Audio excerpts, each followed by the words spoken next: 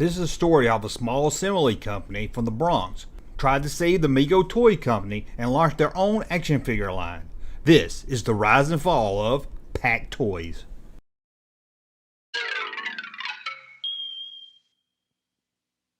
In 1972, Joe Russi started up MAS, Manufacturers Assembly Service, and their biggest clients were producing antennas. Finding other companies that wanted a US-based company to assemble their stuff wasn't easy, as most companies were now using factories in Hong Kong. There they could save costs and get things done cheaper. Things were starting to look hard for the Mac company. To unwind from the hardships of running his own company, Joe decided he would do something that he hardly ever took the time to do.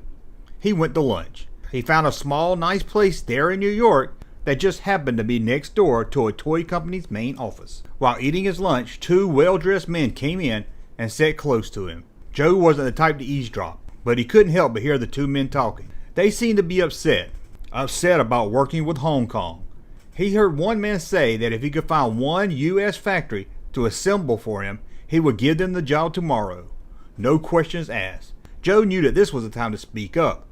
Turning to the men, he said, "If I could find one manufacturer that would let me assemble their stuff, I would take it, today." All three men laughed and they started to talk about each other's companies. As it turned out, the two men were from different fields. One was Arthur Stern, who was the owner of Carrier Containers. The other was Remco Vice President of Manufacturing, Mel Levine. After getting to know each other better, Arthur and Joe formed an all-new company called PAC, standing for Package and Assembly Corporation. And in a few weeks they had their first contract, producing Energized Spider-Man toys for Remco.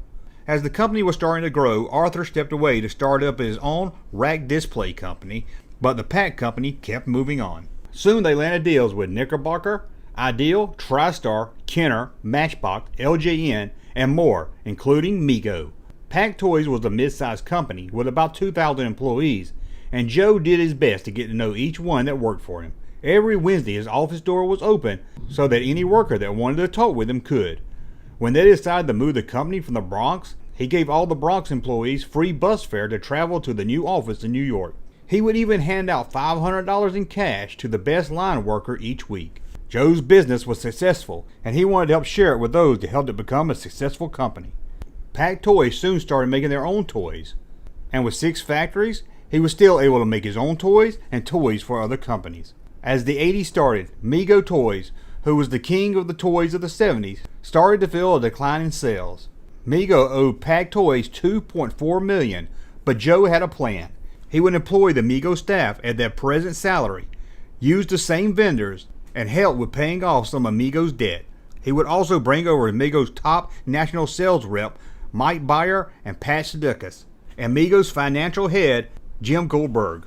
Jim would do most of the work dealing with the bankruptcy court for Mego and work out the deal between Mego and Pac Toys. In the deal, Pac would receive all the molds, tools, artwork, trademarks, copyrights, and products that Mego had.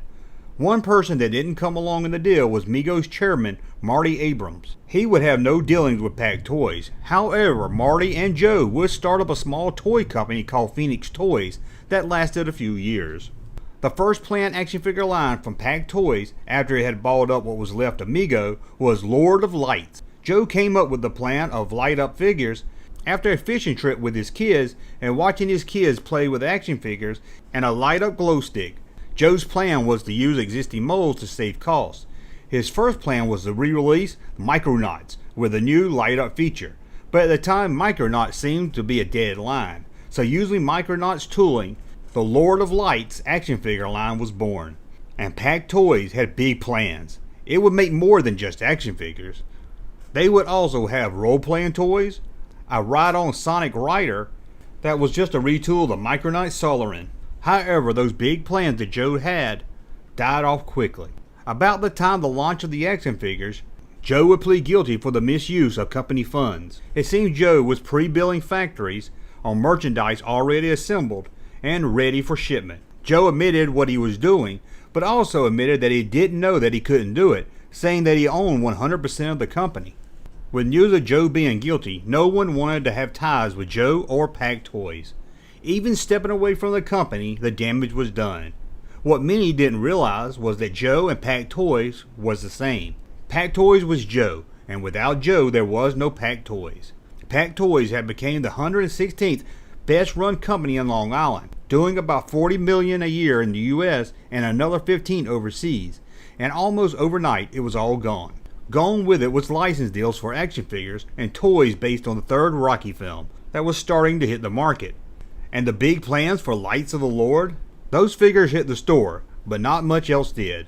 The planned glow-in-the-dark sword was released but retitled under the name Sword of Israel. In early 1984 they showed off the upcoming Lords of Light at Toy Fair, but by the end of the year Pac Toys was gone, as it was gutted and sold off in parts like an old used collection of action figures. And that's the rise and fall of Pac Toys. I want to thank you for watching. As always, thumb up so I know you like my content, subscribe to the channel, and we'll talk again soon. The Lords of Light collection, each with Sialoom light rods that glow in the dark and the light, each sold separately from Pac Toys. Hey, Junkman channel popping though. Thank you, sir, for that unsolicited testimony.